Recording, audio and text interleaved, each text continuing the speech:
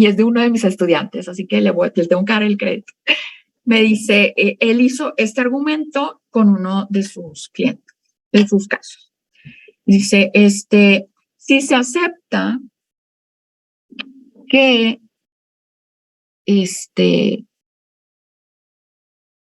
cerrar los, no sé, los bares,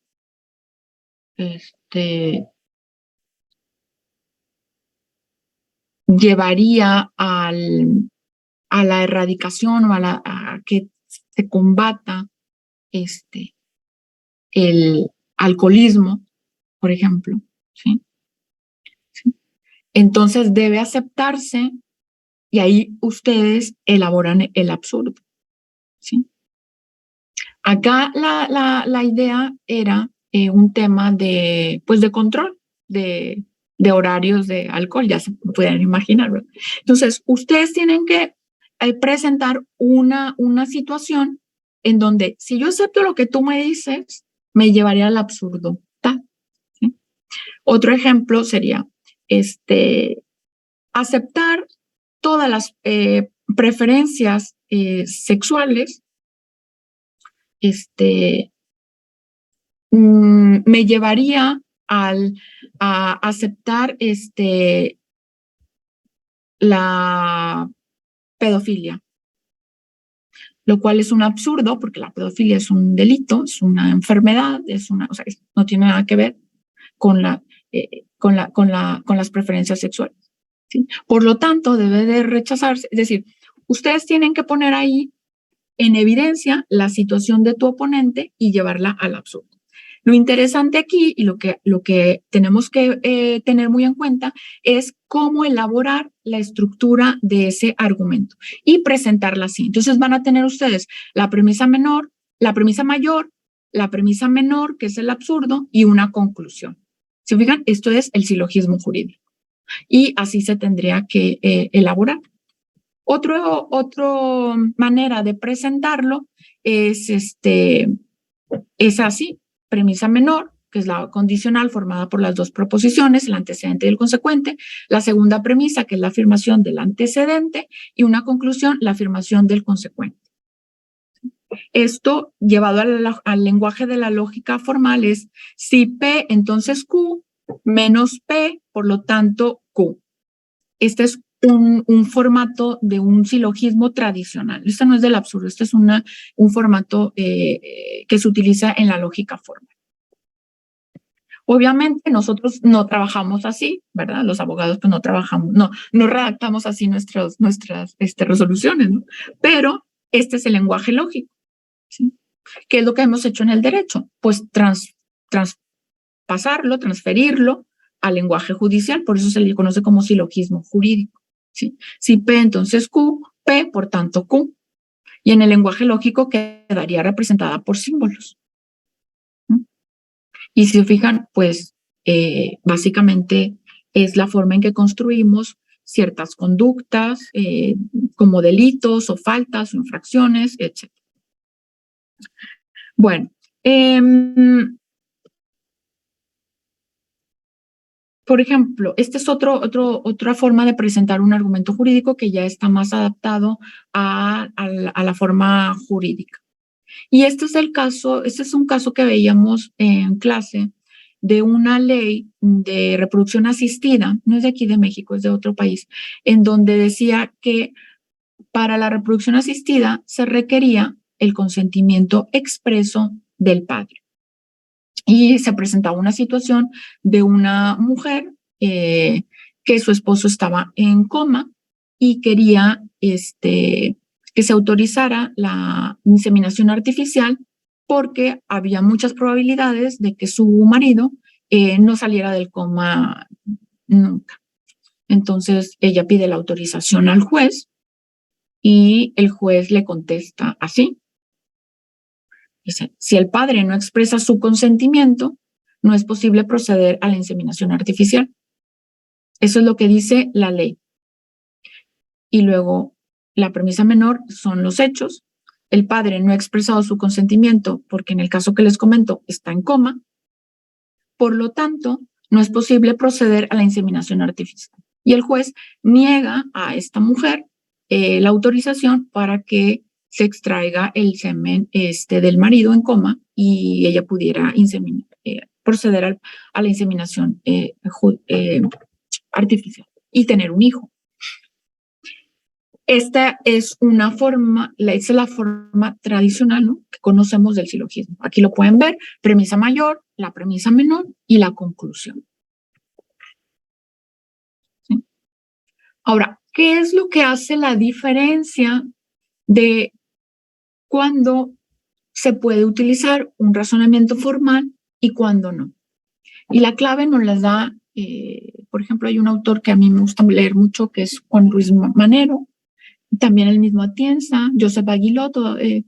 Todos estos autores trabajan lo que es la teoría de la norma. Y ellos nos dicen, cuando el derecho, ¿sí?, así vean el derecho como un conjunto de normas, el universo, imagínense tener así en su cabeza todas las normas que existen en México, desde la Constitución hasta las leyes estatales, las federales, los reglamentos, los líneas, todas. Todas las normas, partimos de que todas las normas es el conjunto y todas tienen la validez dada porque vienen del legislador. Sin embargo, y aquí es donde viene otra vez el lenguaje, sin embargo, las normas son redactadas de diferente manera. ¿Sí? Traigan a su mente dos normas, las que quieran, de la Constitución, de un protocolo, de una ley, de las que quieran. Y del Código Civil, del Código de Comercio, las que quieran. Y las normas, la estructura de las normas es diferente. Entonces, lo que nos dice es, si tú tienes una norma, como las del Código Penal, o las del Código Fiscal, o las del Código, alguna ley administrativa, si la norma te da el hecho y la solución, es un tipo de norma. Pero también vamos a tener normas que no te dan soluciones o que dentro de un marco de posibilidades el juez o la jueza o el operador pueda decidir, ¿sí? Incluso hay normas que ni siquiera te presentan hechos, te presentan principios, ideales, deseos, aspiraciones. Por ejemplo, tenemos una ahí en la Constitución mexicana que dice, artículo 4, toda familia tendrá derecho a una vivienda digna y decorosa. O la otra, que también me gusta mucho, es toda persona tiene derecho a la protección a la salud. Punto. La ley establecerá los mecanismos y tal en las que se ofrecerá este servicio. Luego, punto, la reforma esta del sistema de salud, de bienestar. ¿Sí? O la del matrimonio, o por ejemplo, el hombre y la mujer son iguales ante la ley. O sea, el lenguaje de las normas es diferente.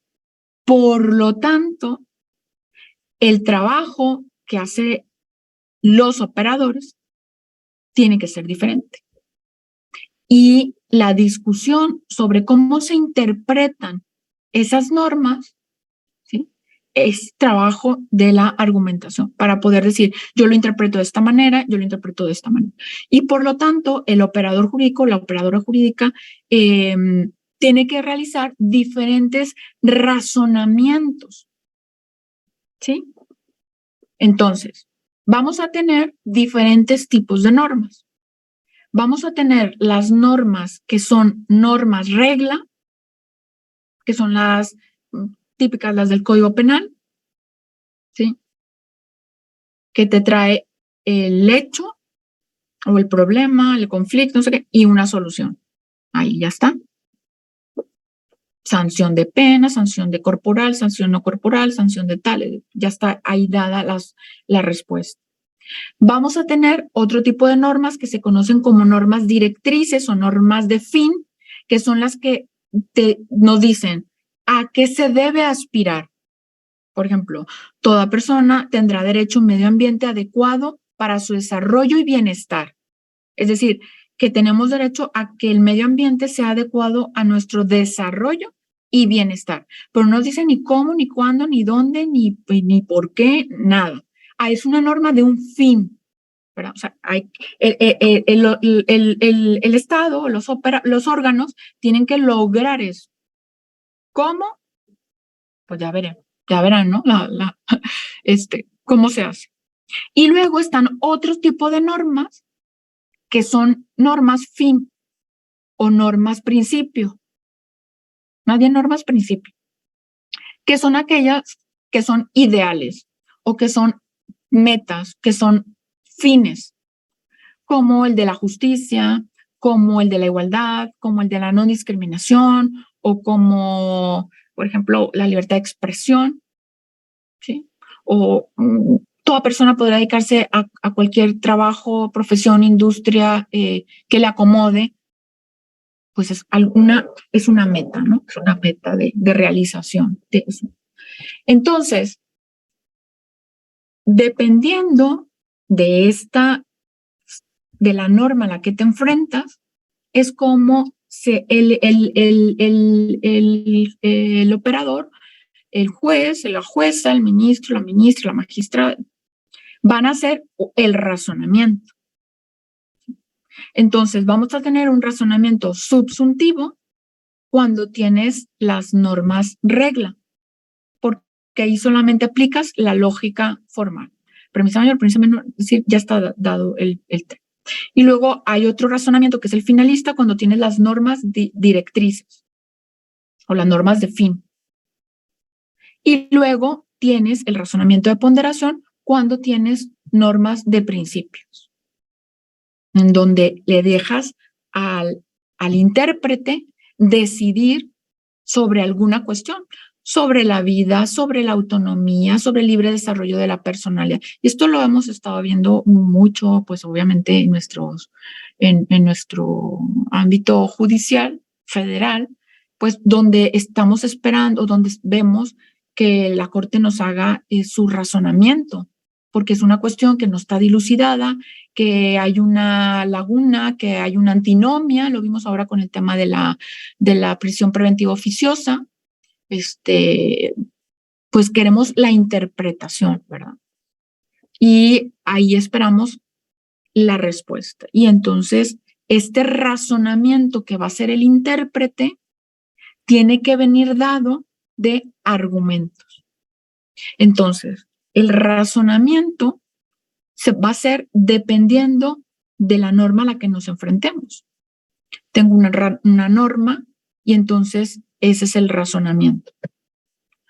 Por eso, bueno, esto es lo que acabo de decir, tenemos reglas de acción, reglas de fin y tenemos principios.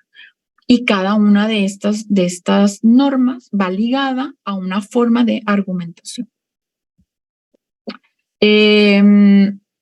La argumentación subsuntiva es cuando aplicas la regla de acción, ¿sí?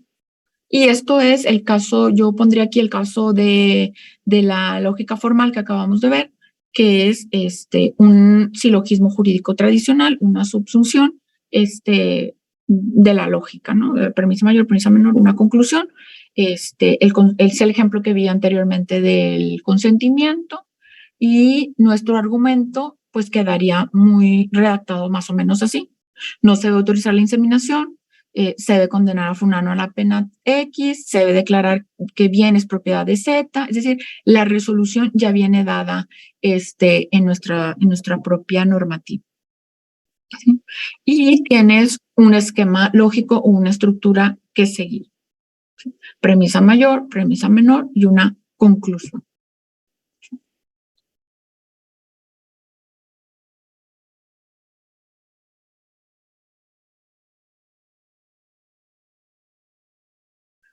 se fijan, es un razonamiento subjuntivo o es un razonamiento lógico, donde voy acomodando el derecho a los hechos y luego concluyo.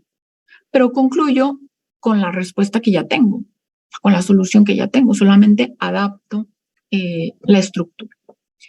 La norma finalista es un poco más complicado, requiere otra intervención, ¿sí? ¿Por qué? Porque implica que el juez o el operador tiene que tomar una decisión para ver si esa acción que se está realizando, ¿sí?, lleva a ese fin. Entonces, tenemos que incorporar una premisa que establezca que una condición necesaria entre lo que se va a hacer y el objetivo a alcanzar. Les pongo un ejemplo muy sencillo que vimos también en un caso, es una sentencia dictada por la Suprema Corte hace algunos años con el tema de la vivienda. Por ejemplo, la Constitución pues, solamente dice que toda familia tendrá derecho a una vivienda digna y decorosa. También lo de familia hay que luego analizar. Pero vamos a ver. Entonces, se le entregan a unas personas pues su vivienda. Y resulta que la vivienda pues no tenía ventanas, que no cabía, por ejemplo, por la puerta ni por las ventanas se podía meter el comedor, la recámara, y luego que no había llaves. Entonces, tienes acción, ahí las comunidades emprendieron una acción, obviamente, contra la empresa, porque las viviendas no tenían las condiciones mínimas para vivir. Entonces ahí el juez tiene que analizar si estas acciones que emprendió la constructora llevaban a ese fin. Pero son diferentes acciones y dependiendo pues de cada situación, de cada vivienda, de cada tal. Entonces ahí el juez tiene que analizar, tiene que entrar a ver.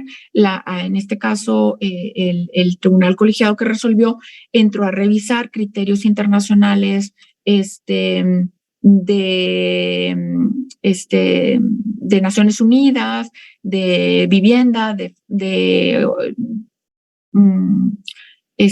FAO, de la Organización Mundial de la Salud, es decir, diferentes estándares que dijeran, bueno, que es lo mínimo que debe contener una vivienda para que sea digna y decorosa, porque volvemos otra vez con el lenguaje, que es lo digno y que es lo decoroso. Digno y decoroso. Entonces, ahí hay que hacer un razonamiento para que el juez vea si esas acciones llevan a el fin que nos señala la norma, que es que puedan vivirse ahí dignamente y decorosamente. Entonces, otra vez, lenguaje. Muy bien.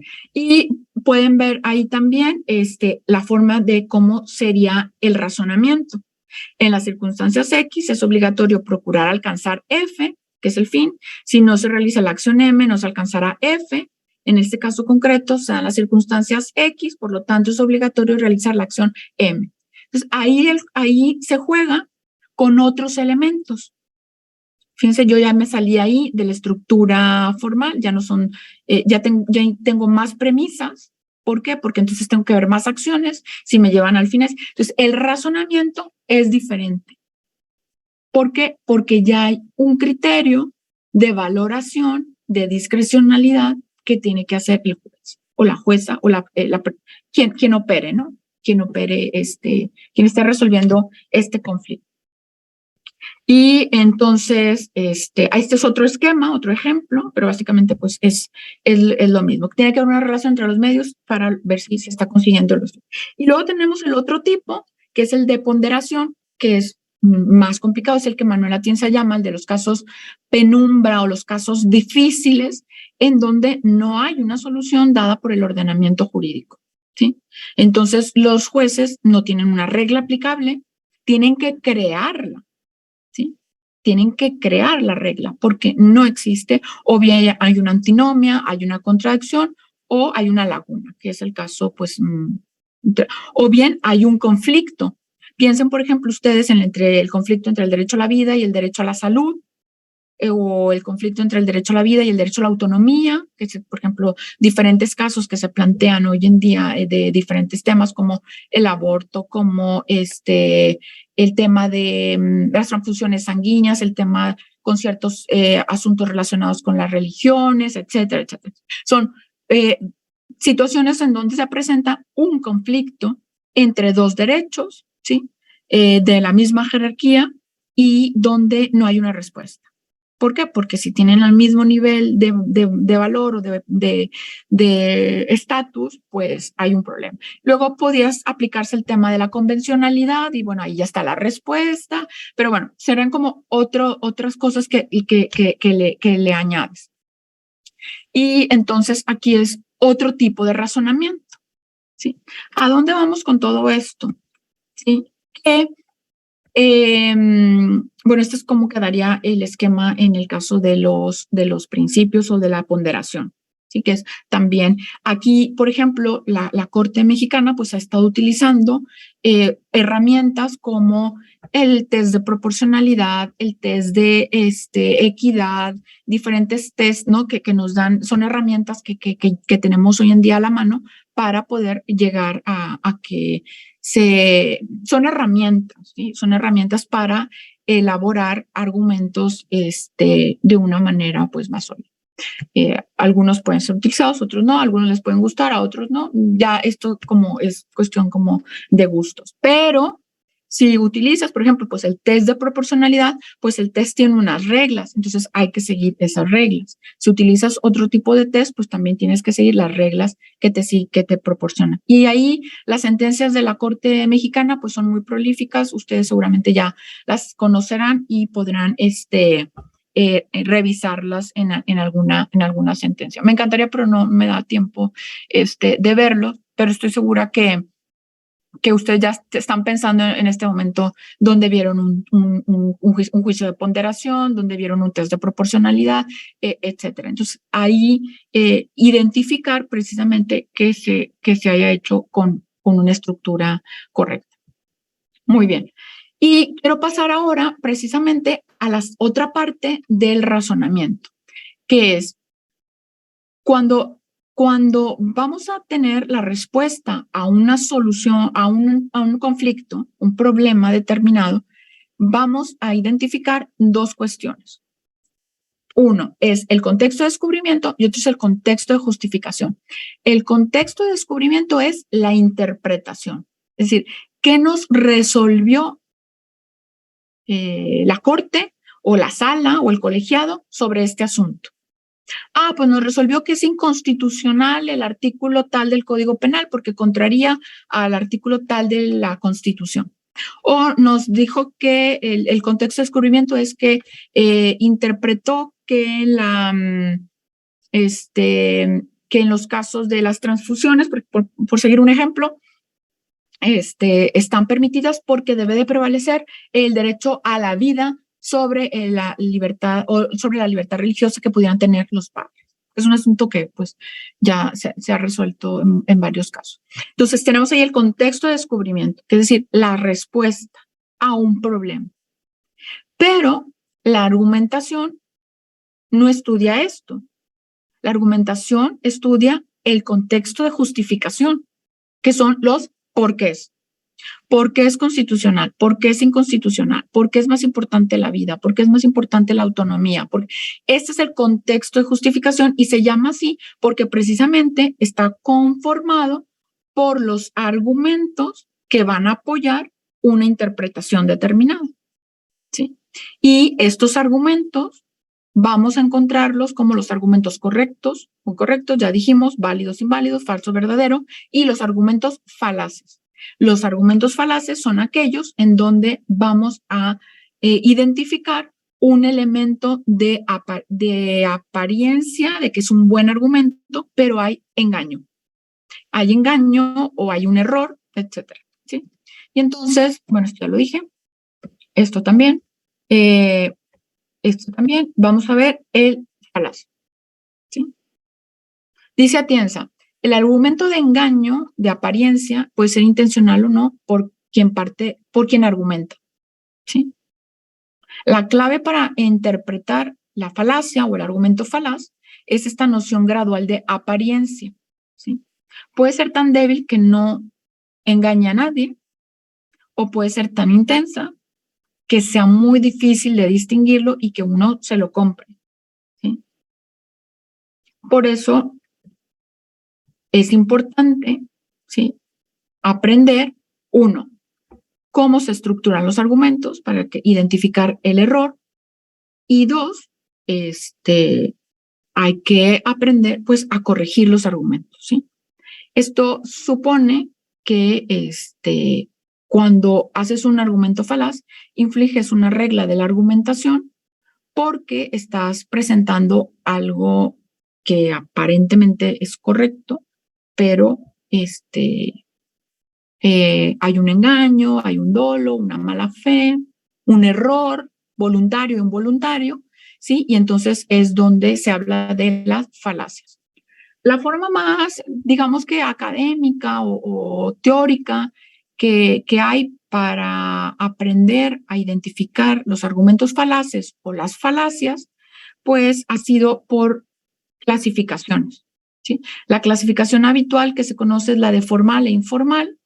Atienza nos habla de falacias formales, materiales o pragmáticas, un poco siguiendo con su línea, pero yo insisto con esto, yo no compro ninguna, la verdad, yo más bien lo que me interesa siempre es que mis estudiantes aprendan a identificar las falacias y precisamente a elaborar buenos argumentos, identificar donde hay un error. Y para esto, bueno, esto es ¿de dónde viene la palabra falacia? A lo mejor no es como tan interesante, pero bueno, ahí lo tienen ustedes. La palabra falacia viene del latín falacia, falaciae, que al español se traduce como engaño, ardid, encantamiento, embrujo. Esto sí como me da más risa, como lo del embrujo. Pero tiene que ver con la acción de engañar, ¿sí? Error, simular, ¿sí? En derecho se conoce como sofisma, ¿sí? Es algo que es aparentemente correcto, pero que es falso y es para confundir a nuestro contrario. Por ejemplo, afirmaciones incorrectas o afirmaciones con prejuicios. Vamos a verlas. ¿Cuáles serían algunos ejemplos? Bueno, ahí tienen una definición que yo traje de un autor que se llama, de una autora, Fina Pizarro. El libro se llama Aprender a razonar. Dice que falacia es un razonamiento incorrecto, dotado de fuerza persuasiva y apariencia de ser un buen razonamiento, es decir, un buen argumento. Veamos algunas para que podamos como identificar, ¿sí? Las falacias formales son las que, como decía hace rato, rompen una regla de la estructura, ¿sí? Por ejemplo, la falacia de la afirmación del consecuente, la falacia de la argumentación precipitada, que va en contra de reglas de la lógica.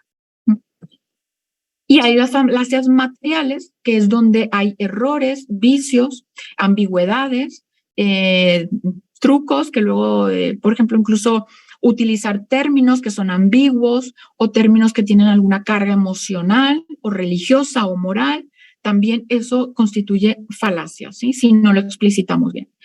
Y las falacias pragmáticas son las que se dan en el proceso, pues, del arbitraje, de la mediación, donde hay una dialéctica o hay un debate, que son las falacias de contradecir, no responder, decir una cosa y luego después decir la otra. También pueden encontrar ustedes todo un decálogo de falacias procedimentales, que igual también no me alcanzo. Por eso yo decía que 2 horas era muy poquito. Pero bueno, vamos a ver algunas falacias para que ustedes puedan identificar y luego ya lo pueden estudiar ustedes con mayor detalle. Por ejemplo, las formales son las que, decía yo, rompen con una estructura. Y esto es y fácil de identificar porque si no siguen la estructura pues, del argumento como debe de ser hecho, pues entonces es falso.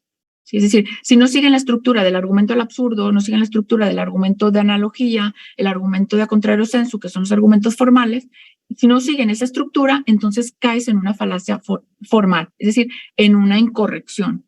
Y por lo tanto, lo pueden ustedes señalar como una falacia porque no siguió la estructura o la formalidad o una regla de la lógica, como decía hace rato. Luego vienen las informales. Estas a mí me gustan mucho verlas porque tienen que ver con el uso que damos al lenguaje, con argumentos que utilizamos, como si fueran verdades, etc. Entonces vamos a ver, las falacias pueden ser de ambigüedad, de atingencia o de relevancia. Las falacias de ambigüedad son la anfibología, en donde la ambigüedad depende del significado confuso de la frase y consiste en emplear intencionalmente frases de doble sentido o con dos o más interpretaciones. Piensen en un concepto que ustedes puedan introducir o que hayan escuchado que introduce alguna de sus contrapartes y que conduce a la confusión.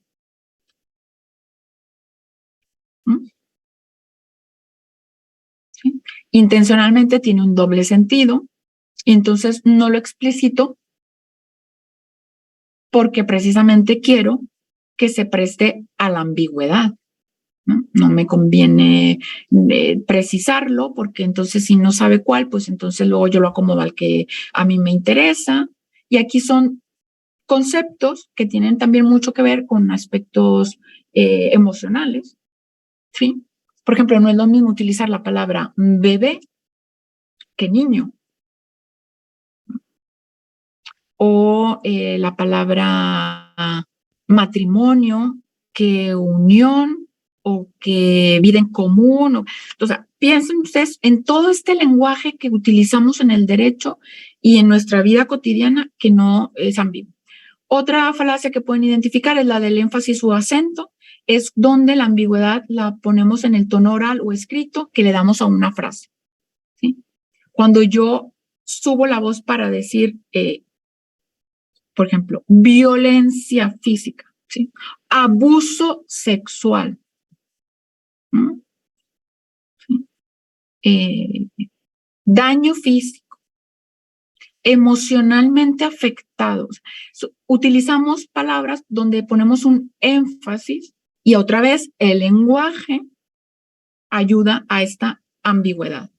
El equívoco, donde la ambigüedad viene de confundir términos o sentidos que le das a una palabra. Por ejemplo, cuando usas bueno, malo, ¿sí? Que no tienen un significado específico. La falacia de la composición, en donde la ambigüedad proviene de atribuir a todo o al grupo que le conviene solo a una parte, o la de la división, al revés, donde la ambigüedad proviene de suponer que lo que le conviene a todo el grupo le conviene a las partes. También el tema aquí de decir es que es bueno para él, por lo tanto es bueno para toda la comunidad o para todo un grupo. También aquí los prejuicios entran también, ¿no? Las falacias de atingencia o relevancia son donde las premisas no tienen una relevancia lógica respecto a la conclusión. Es decir, es cuando incluimos aspectos que no tienen nada que ver. Es decir, es el típico cuando decimos, ¿y esto de a qué viene? ¿Sí? Estás metiendo un tema que no es, estás metiendo un concepto que no estamos discutiendo, o y ese dato que pueden ser también distractores para confundir, por eso se llaman falacias de atingencia o de relevancia, es decir, no son relevantes a la situación que se quiere discutir. Estas falacias también tienen otros subtipos, como la de ad baculum, apelación a la fuerza, que es cuando uno apela porque lo dijo alguien, ¿sí? Por ejemplo, porque es un criterio de la Suprema Corte o porque la Corte Interamericana, eso también puede convertirse en una falacia Sí, porque apelamos a la fuerza argumentativa. O decimos, esto lo dijo FAO, esto lo dice las Naciones Unidas, o esto, el INEGI, o decir, cuando apelas a que lo dice alguien, o que tal jerarquía religiosa, o que tal autoridad, no sé, dependiendo del asunto. Dirigido contra la persona de alguien es cuando haces ofensas, es ya cuando utilizamos el argumento directo personal y criticas a la persona, etc. Falsa apelación a la autoridad es cuando el argumento no se apoya en razones, sino en una autoridad exterior que lo está diciendo. Aquí invitas a que se fíen de esa persona, o porque es muy famoso, porque a lo mejor es un influencer, a lo mejor porque tiene mucho peso en la comunidad, etcétera, etcétera. La apelación a la ignorancia es también creer que algo está demostrado y no hay ninguna certeza, alguna evidencia de que ha sido evidenciado o probado científicamente. Eso también es muy común que se utilice. Apelación a los sentimientos es cuando se recurre a un lenguaje emotivo para provocar sentimientos en las personas. Por ejemplo, utilizar lenguaje como exterminio, genocidio, utilizar un lenguaje que mueve fibras en las personas.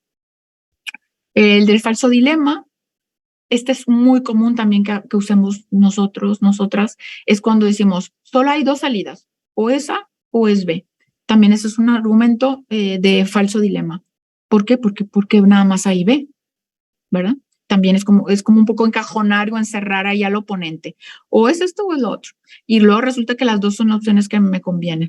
Pues precisamente ahí es donde tenemos que identificar que es un argumento falaz, ¿no? Porque si no, puede haber una tercera o una cuarta. O también la falacia de blanco y negro, que es muy común, muy parecida a la anterior, que es cuando solamente pones dos alternativas posibles, sin cerrar. Entonces, como pueden ver, pues, hay diferentes falacias. Estas son unas, yo traje aquí poquitas, pero la verdad yo he encontrado hasta 113, 115 tipos de falacias.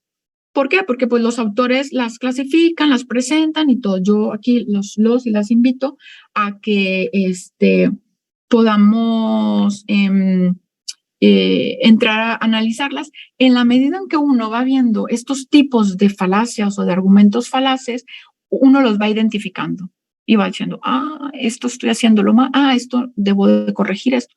Por eso se llaman argumentos falaces, porque se deben de corregir.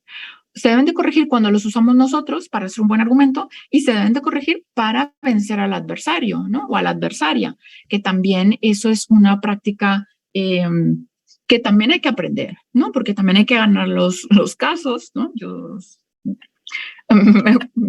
pienso siempre eso, digo, bueno, ¿cómo identifico errores en la argumentación de mi adversario para poder contestar un recurso, un juicio, una petición, una solicitud, lo que sea, ¿no? Entonces también es un ejercicio interesante de identificar las falacias. Y luego viene otra parte, voy a ir ya terminando, que es lo mismo, ¿cómo corregimos el razonamiento? Ya les dije, ya hemos estado viendo como diferentes maneras de corregir el razonamiento. Uno es la estructura de la argumentación correcta. Dos, observar la corrección en la presentación de las premisas. Otro es identificar las falacias en los argumentos. Y viene otro también muy interesante que casi no nos enseñan a los abogados, digo casi porque seguro que habrá escuelas que sí lo hacen, universidades que es la redacción, ¿sí? Entonces, nos dice Atienza, bueno, para ofrecer estas razones y elaborar estos argumentos, primero, tenemos que tener conocimiento, es decir, conocer el derecho. Dos, disposición y habilidad. Para organizar discusiones, apoyar razones, saber qué y cuándo preguntar, clarificar un discurso, tomar en cuenta el contexto, reconocer la estructura de un argumento, saber cuándo la evidencia es insuficiente y buscar alternativas. Por lo tanto, hay que poner atención, otra vez volvemos con el lenguaje, en los actos del habla, ¿sí? Hablamos oraciones, hablamos o escribimos, oraciones, proposiciones, aseveraciones y enunciaciones. ¿Sí? Los utilizamos en diferentes, el lenguaje de diferente manera. Cuando informamos, pues nada más comunicar algo, un reporte. Directivos, cuando damos órdenes o pedimos que se haga tal cosa. Expresivos, pues cuando queremos escribir una carta, hacer un discurso, hablar con la gente, una charla. Descriptivo es cuando, por ejemplo, lo que estoy haciendo yo, pues informo un poco con algo de una técnica, etcétera.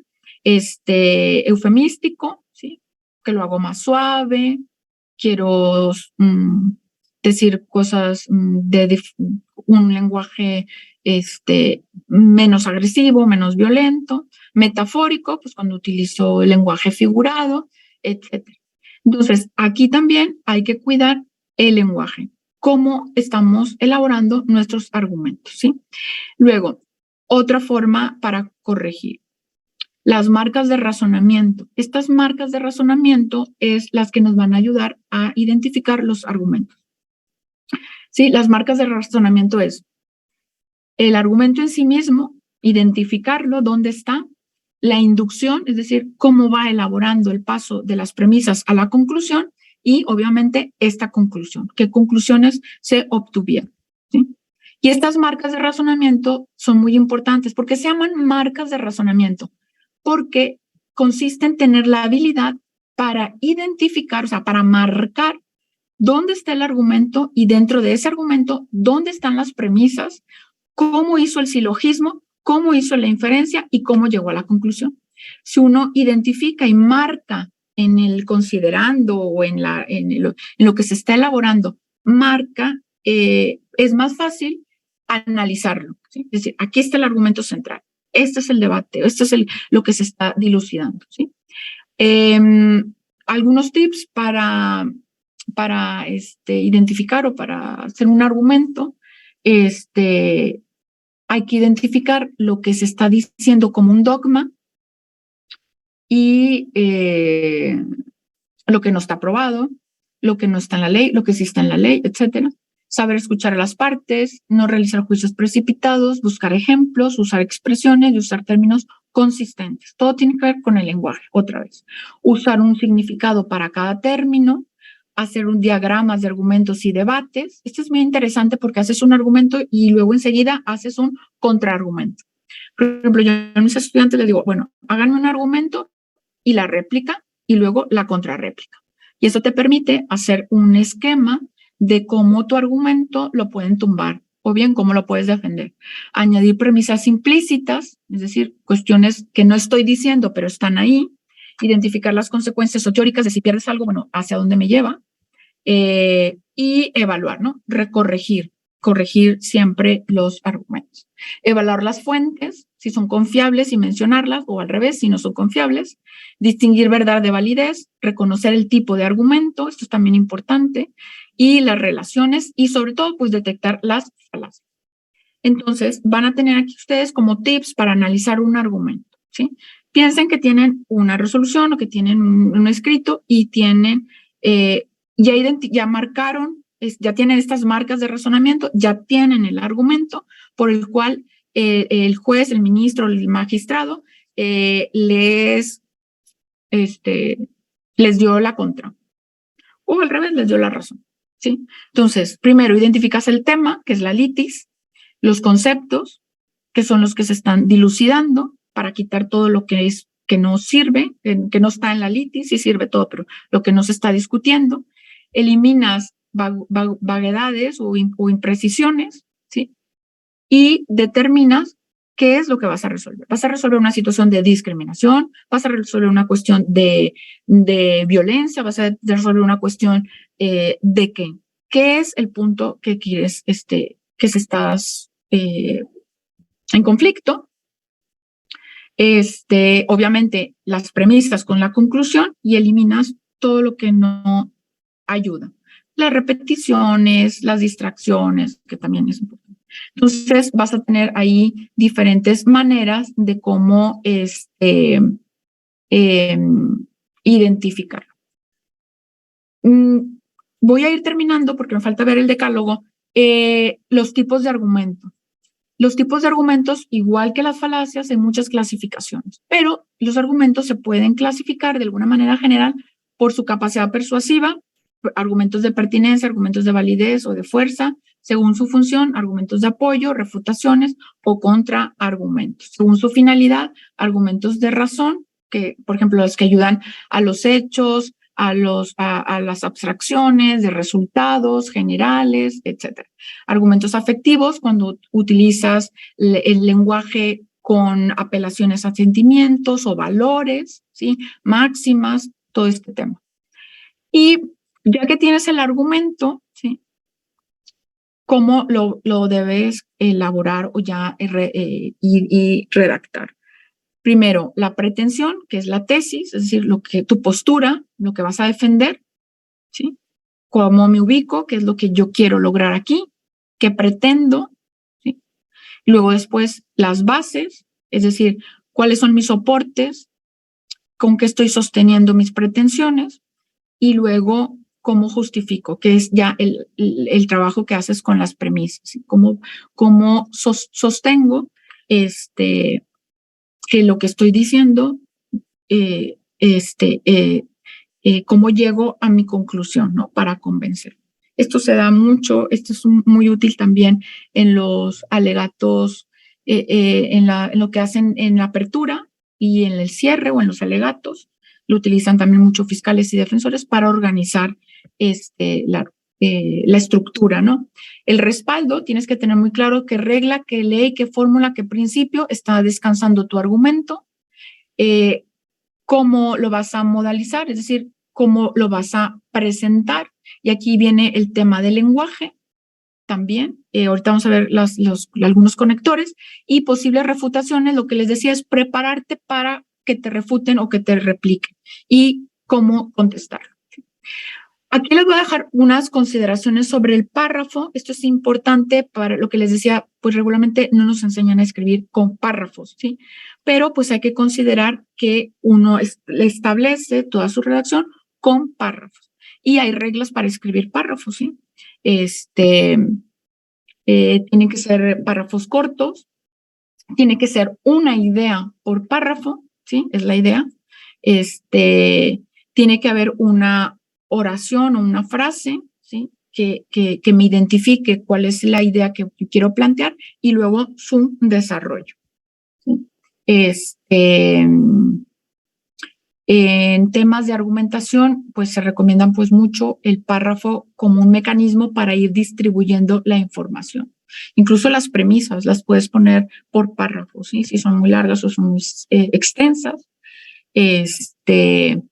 Hay diferentes tipos de párrafos, también ténganlo en cuenta, párrafos que enumeran, que es expositivos, argumentativos, contraargumentativos o delimitadores. Entonces, aquí tienen unos ejemplos de párrafos. Por ejemplo, un párrafo de enumeración es cuando voy a decir A, B, C, D, es decir, voy a acomodar elementos, ¿sí? Párrafos expositivos es cuando hago una descripción de una idea, ¿sí? Los argumentativos, cuando presentas el argumento y luego el contraargumento, ¿sí? Presentas una tesis y luego después su refutación y cómo la vas a vencer. Ahí, y me gustaría ir a otro tema que son lo de los conectores. ¿Qué más aquí? Bueno, errores frecuentes como cuando escribimos, pues, y el desequilibrio, párrafos muy cortos, párrafos muy largos, o a veces párrafos de una hoja, repeticiones, tenemos mucho como, yo soy, por ejemplo, soy muy circular, regreso otra vez a escribir a lo mismo, hay que evitar esa cuestión de las repeticiones. Los párrafos frase, pues también hay que evitarlos, no se puede hacer un párrafo con un renglón o dos renglones, tiene que haber un desarrollo. Los párrafos escondidos, que metemos un párrafo y luego dentro de otro párrafo, también son digresos. Luego viene el tema de los conectores. El tema de los conectores es muy útil porque es lo que nos va a ayudar a unir las premisas, ¿sí? Y nos va a ayudar a unir los párrafos. Son unidades lingüísticas, no cumplen una función sintáctica en el marco de la oración, sino que son elementos marginales que van hilando nuestra comunicación. Déjenme ver si tengo aquí, por ejemplo, conectores contraargumentativos. Sin embargo, no obstante, pero, con todo, ahora bien, pero aún así, en cambio, por el contrario, por contra. ¿Sí? Voy uniendo. Sin embargo, ¿sí? ¿Cómo se utiliza? Elimino una conclusión que se puede inferir de un miembro precedente. Si voy a decir algo, pero voy a poner el pero. Entonces es sin embargo, y tienen ahí. El no obstante es otra variable. Aquí esto, a mí me gusta ponerlo así porque podemos también utilizar variantes y cambiar también nuestro lenguaje y que sea más ágil, que sea más fácil de leer, etc. Entonces, pueden utilizar sin embargo y luego no obstante y luego con todo. Y luego, cuando yo hacía la tesis, agarraba y decía, bueno, ahora en este párrafo uso este y luego uso la otra. Y le van dando como ideas y le van dando agilidad al texto. Ahí tienen ahora bien, ahora, pero cada una tiene un uso diferente, ¿sí? Por el contrario, por contra, aún así. Otros conectores que es aunque, si bien, a pesar de que o pese a que, también es otra manera de conectar. Los consecutivos, el famoso pues, ¿verdad? Así pues, por consiguiente, entonces, ¿sí? Aquí tienen un cuadro más grande. Por consiguiente, por ende, pues, así pues, por ello, con esa razón. Estos son los conectores que nos van a ayudar con las premisas. ¿Sí? Vas a conectar premisa menor, premisa mayor con una conclusión y estos son los conectores que te ayudan a ir haciendo esa hilación. Y por tanto, vas uniendo párrafos. ¿Sí? Parecía muy sencillo, pero a veces en la redacción podemos no ser tan claros. Yo misma, yo a veces digo, no estoy uniendo bien las ideas o me faltó la conclusión para decir, aquí está mi conclusión, mi cierre de argumento. Luego hay otros tipos de argumentos, los aditivos, asimismo, igualmente. Cuando quieres repetir o reafirmar, pues dices, asimismo, igualmente, de igual modo, O bien, contraponer, por otra parte, por otro lado, por su parte, a su vez. ¿Sí? Además, encima, añadidura, incluso, inclusive, etc. Ay, perdón. Estos reformuladores de información es cuando quieres repetir la idea, o sea, es decir, en otras palabras, etc. Tienen toda una lista que pueden encontrar en los manuales de redacción y de estilo para usar estos conectores, ¿va? Los rectificativos, yo nada más se los traigo así como para que pudiéramos tener idea de cómo poder unir estas oraciones que forman párrafos y los párrafos que forman nuestros argumentos. ¿Sí? Y quiero terminar con el manual o el decálogo del buen argumentador que nos da, esto ya lo había dicho, que son los principales errores en la argumentación. Con el decálogo del buen argumentador. Este decálogo está en algunos libros de Manuel. Yo básicamente lo saqué de una publicación que él hace en la revista Doxa en el 2006. Aquí tengo el documento y él le llama al artículo, para que si alguien quiere leer con mayor detenimiento, se llama 10 consejos para argumentar bien o decálogo del buen argumentador. Manuel Atienza, Universidad de Alicante.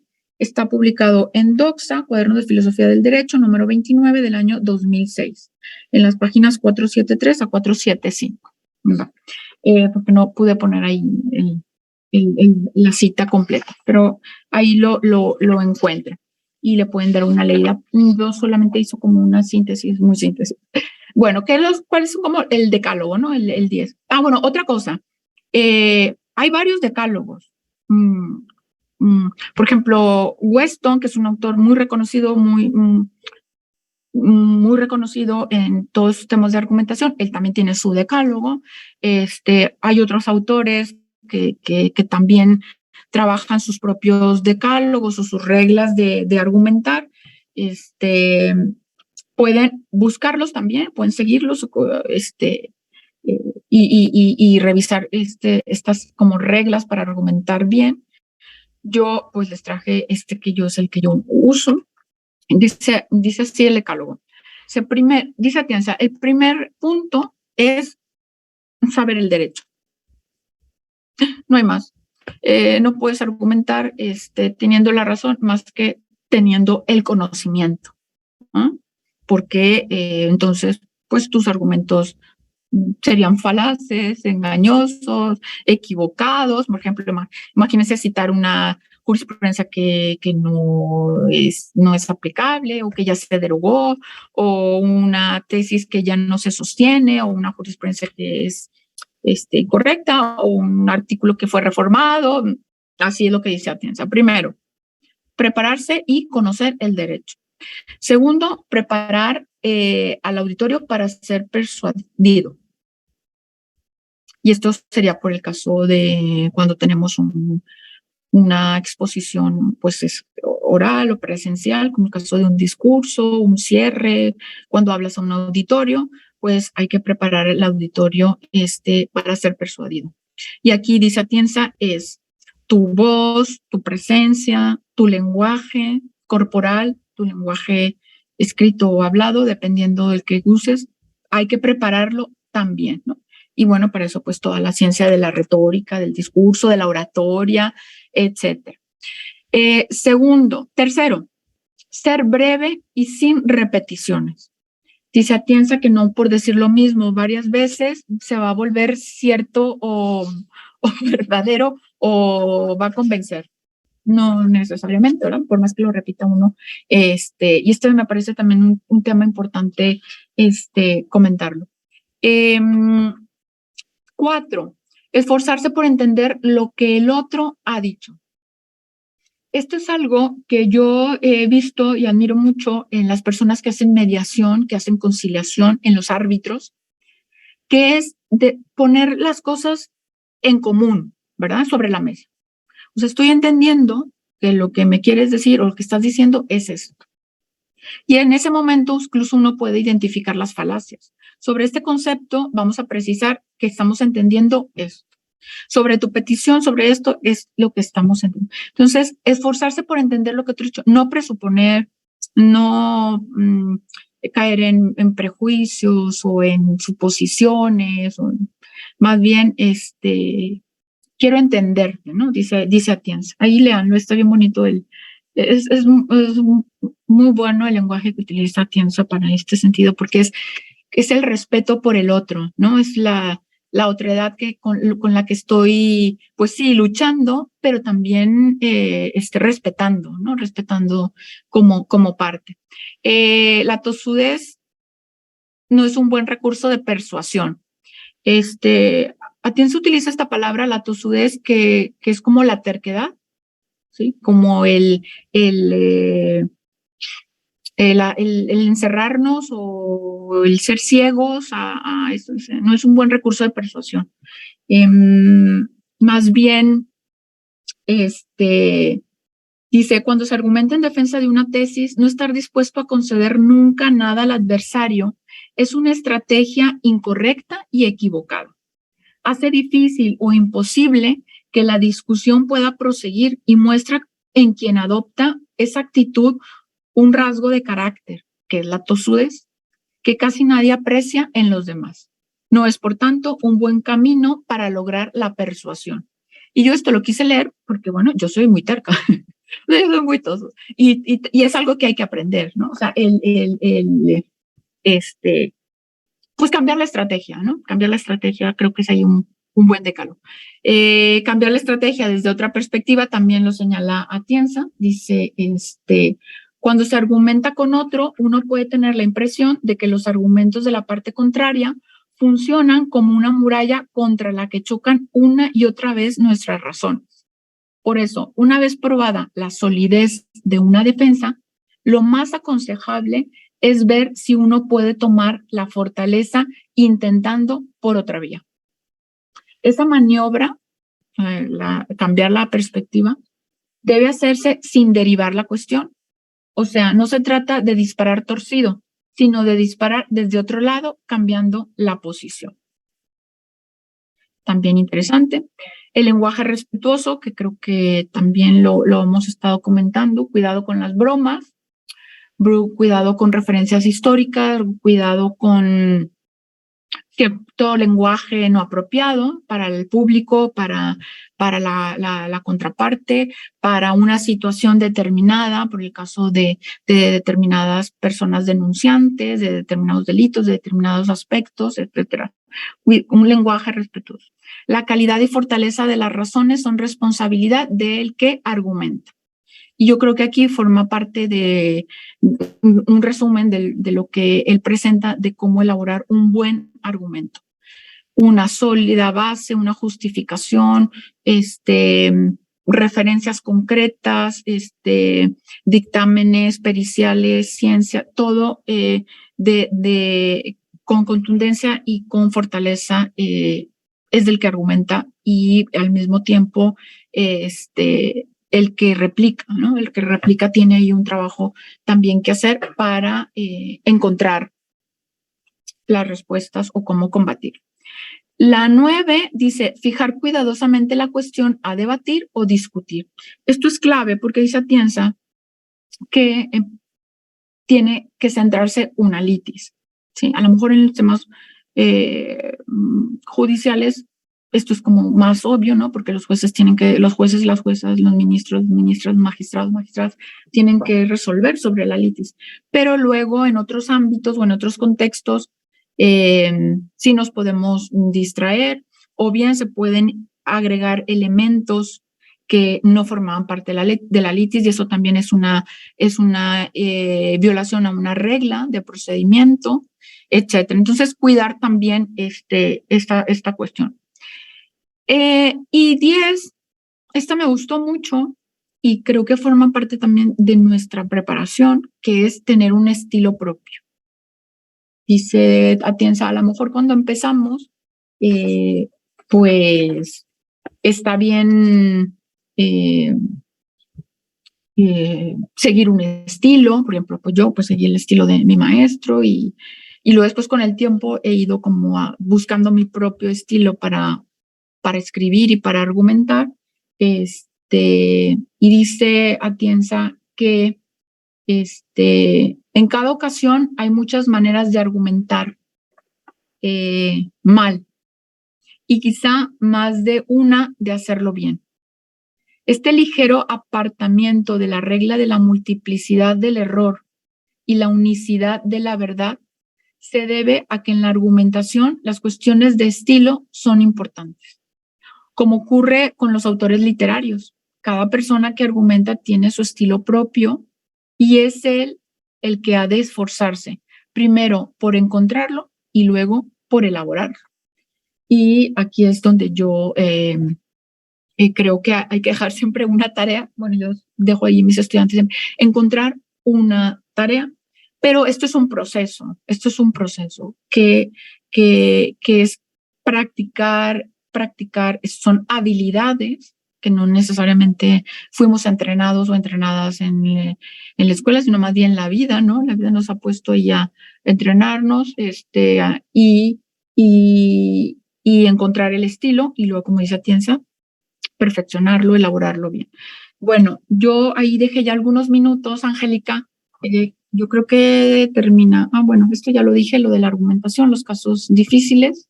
Y bueno,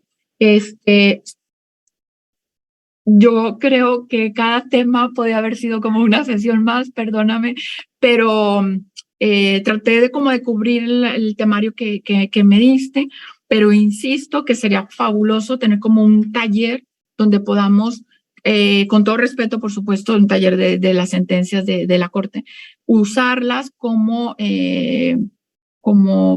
ejercicios, ¿no? Para mejorar la argumentación, para encontrar falacias, como hacemos en la clase de los maestros de argumentación jurídica, que tú ya sabes que barremos y trapeamos todas las sentencias, pero bueno, también yo utilizo de la Corte Interamericana, del Tribunal Europeo, ahora estoy utilizando muchas sentencias de la Corte Constitucional, del Tribunal Constitucional colombiano, que tiene un uso de lenguaje extraordinario, un poco entendiendo esto de cómo el lenguaje tiene que ser cada vez más inclusivo, más claro, para no dejar a nadie atrás. Me voy a copiar la frase de Favo que uso ahora en el de no dejar a nadie atrás, yo creo que también la justicia y los derechos humanos no debemos dejar a nadie atrás. Y una de las herramientas es el lenguaje, ¿sí? Cómo comunicamos, cómo informamos, cómo nos hacemos entender, creo que es clave. Y también terminar con ese mito de que el derecho es de los abogados. Yo no creo que el derecho sea de los abogados ni de las abogadas. Creo que el derecho debe de ser de todos y de todas las personas. Ya, a ver si hay alguna pregunta y alcanzamos a contestar. Muchas gracias, Magda, muchísimas gracias. Y bueno, y tienes muchísima razón, porque ahora sí que lo vamos a dejar para el año que entra ahorita, y antes de continuar con el apartado de preguntas y respuestas, vas a ver cuál es qué es lo que voy a decir. Y va a estar ligado al interés de tener un taller para el año que entra, ¿sí? Bueno, me es grato hacer del conocimiento de nuestra audiencia que, encontrándonos en el proceso de retorno a la normalidad de actividades, las próximas 2 sesiones serán realizadas de manera híbrida, es decir, mediante transmisión en vivo a través de la plataforma Zoom y de forma presencial en las instalaciones de la Casa de la Cultura Jurídica en Monterrey, Nuevo León, para las primeras 100 personas que se registren en el enlace que aparece en este momento en el chat del evento. Entonces, bueno, doctora, ya el año que entra ya vamos a estar también con muchas actividades presenciales, y se me hace muy importante lo que mencionas del taller, porque es muchísima información y cada tema puede tener más horas, ¿verdad? De desarrollo. Pues muchísimas gracias. Y bueno, a continuación iniciamos la fase de preguntas y respuestas, agradeciendo a nuestros usuarios por todas las preguntas recibidas. Sin embargo, por el tiempo que tenemos, trataremos de desahogar las más posibles. Inicio, doctora. ¿Qué pasos debemos seguir para la construcción de un argumento lógico dentro de la redacción jurídica? Perdón, para la construcción de un argumento lógico dentro de la redacción jurídica. ¿Me puedes decir varias y las... Sí, claro.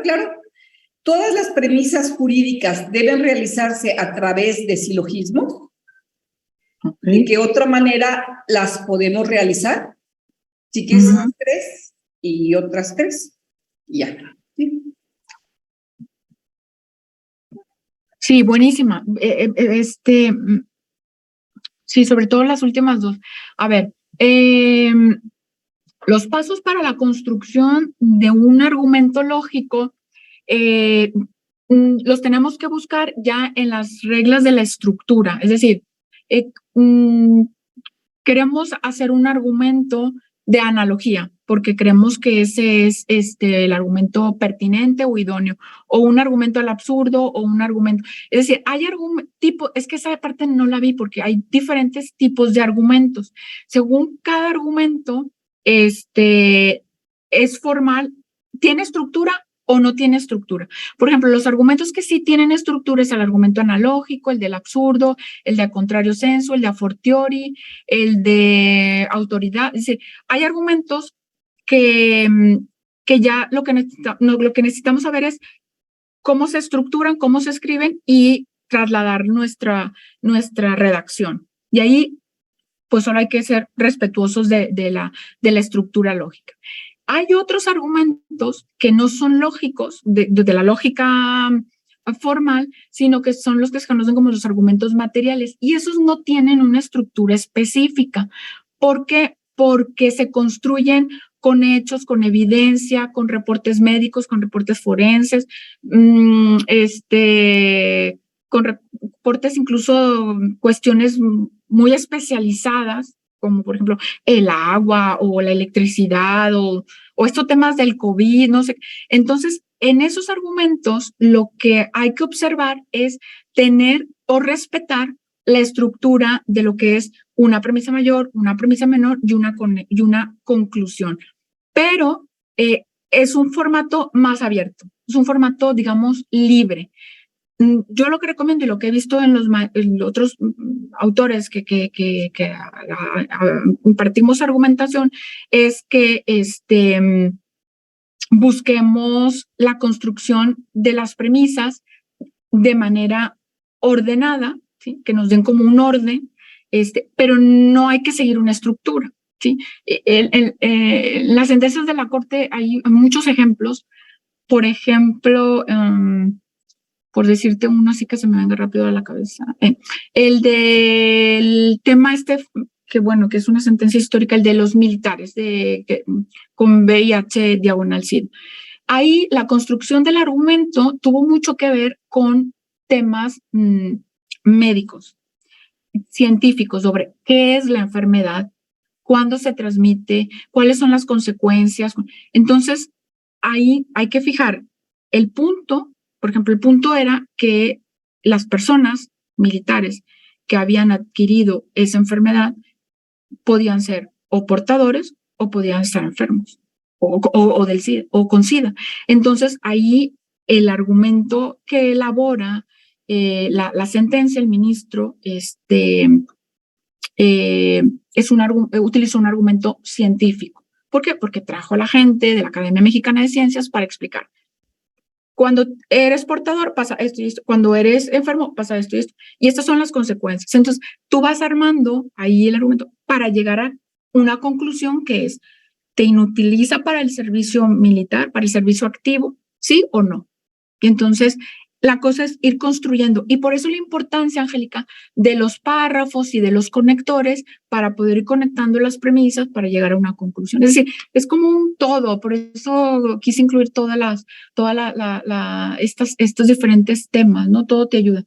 Y la otra pregunta es, ¿todas las premisas se hacen por silogismo? No todas las premisas se hacen por silogismo. El silogismo lo utilizamos cuando haces un argumento que es adecuado para ese caso, para esa norma. Por eso la relación siempre de cuál es el asunto, o sea, cuál es la norma que se está analizando o que se va a interpretar. ¿Es una norma regla, es una norma de fin o es un principio? Dependiendo del tipo de norma y del caso, ahora sí que del caso, es el tipo de razonamiento que debe seguir el operador, el que va a resolver, sea un mediador, un conciliador, un árbitro o un juez, árbitro, mediadora, conciliadora o una juez. Entonces, esa sería la respuesta. No sé si me pasas otras. Sí, o tres, para ya. La argumentación jurídica implica al razonamiento probatorio o es independiente. Siguiente, ¿cómo evitar el abuso de los conectores lógicos? ¿Y qué características tiene una redacción jurídica eficiente? ¿Cuál es la última, perdón? ¿Qué características tiene una redacción jurídica eficiente? Ok. Bien, la primera, ¿la argumentación jurídica implica razonamiento probatorio? Sí. De hecho, el razonamiento probatorio es un tema aparte. Para todos los que trabajan la argumentación de la prueba o la argumentación probatoria, esa es una asignatura aparte. Y ese es un tema que, Angélica, sería extraordinario si pudiéramos hacer un seminario sobre la argumentación probatoria, porque es el kit de la cuestión, porque son las pruebas las que ayudan a construir los argumentos con los cuales se defiende una postura. Entonces, ¿cómo manejar la prueba? Por ejemplo, la prueba científica, la prueba psicológica, un dictamen psicológico, ¿cómo lo utilizas? Una pericial, una testimonial, un análisis de contexto. Ese es otro tema y forma parte de la argumentación jurídica. La argumentación jurídica es el todo y el razonamiento de las pruebas es una parte. Esa pregunta es buenísima y muy interesante, muy interesante. Y me voy a la segunda pregunta, ¿cómo evitar el abuso de los conectores? Revisando y leyendo. Caemos mucho en conectores que están de más, en el pues, en el pero, que no abonan. Por eso yo decía que utilizar el párrafo corto y luego unir con conectores. Y haciendo ese ejercicio te quitas de un uso excesivo que solo estorba la lectura. Lo hace menos ágil, te enreda, te mareas. Pero es una muy buena pregunta. Yo los quito leyendo y revisando. Otra vez, quito esto, quito esto. ¿Y qué características tiene una redacción jurídica efectiva? Yo creo que si seguimos las reglas de Manuel de Atienza en el sentido de evitar las repeticiones, lenguaje adecuado, ser breve, ser conciso, fijar la litis, no incluir temas que no son, vamos a poder ser como más eficientes. Ahora lo hemos estado viendo, yo estoy muy feliz con el nuevo formato de sentencias que han reducido muchísimo, tiene un formato más ágil, y eso ayuda mucho, pues precisamente a que sea una redacción jurídica eficaz, ¿no? Que logre comunicar, ¿no? Y también, otra vez, un lenguaje inclusivo. Cuando digo inclusivo, no solamente me refiero a los temas de género, me refiero a incluir a todos los grupos y poblaciones de nuestra comunidad. Personas con discapacidad, personas migrantes, personas con algún tipo de situación de discapacidad, personas, comunidades indígenas y afromexicanas. Esa parte es donde yo me refiero. Pues muchísimas gracias, doctora. Y antes de despedir la sesión del seminario, ¿gusta cerrar tu exposición con alguna conclusión o consideración final? Ya te dije, Angélica, yo lo que quiero es, abusando de nuestra amistad, nuestra confianza y nuestro cariño, yo lo que quiero decir es que hay que hacer más seminarios sobre estos. Qué buenísimo que va a ser presencial, porque entonces podríamos tener la posibilidad de hacer los talleres y dedicarle tiempo para redactar, corregir, trabajar eso que bueno, lo presencial facilita mucho las cosas. Yo, puestísima, encantada, ya lo sabes que soy fan acá de todo lo que haces y felicitarlos a ti y a todo tu equipo, a la Suprema Corte por estos seminarios. Me encantó también que fuera dirigido a estudiantes, me encantó muchísimo. Yo invité a todas mis estudiantes que pude, también aquí a la gente de mi equipo de la Defensoría, porque todos tenemos que seguir aprendiendo a escribir mejor y hablar mejor, sobre todo comunicar. Pues muchísimas gracias, doctora, y te voy a tomar la palabra para el 2023, ¿eh? Así que ya sabes que somos tus fans. Y bueno, gracias. Antes de dar por concluido el evento de esta tarde, en nombre de la Suprema Corte de Justicia de la Nación, así como de la maestra Alejandra Soto Alfonso, directora general de Casas de la Cultura Jurídica, reconocemos la destacada participación de la doctora Magda Yadira Robles Garza, agradeciéndole su valiosa colaboración y aporte en la realización del presente seminario Argumentación Jurídica. Finalmente, hacemos del conocimiento de nuestra audiencia que, si lo desean, pueden solicitar las grabaciones de las sesiones anteriores al correo maymonterrey@scjn.gov.mx.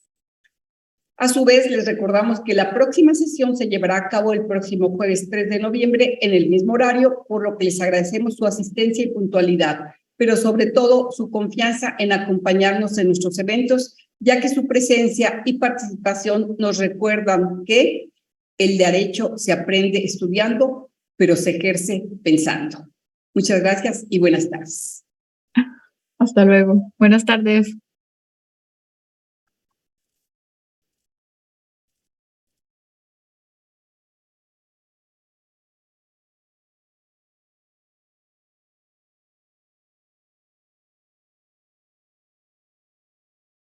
Recording stopped.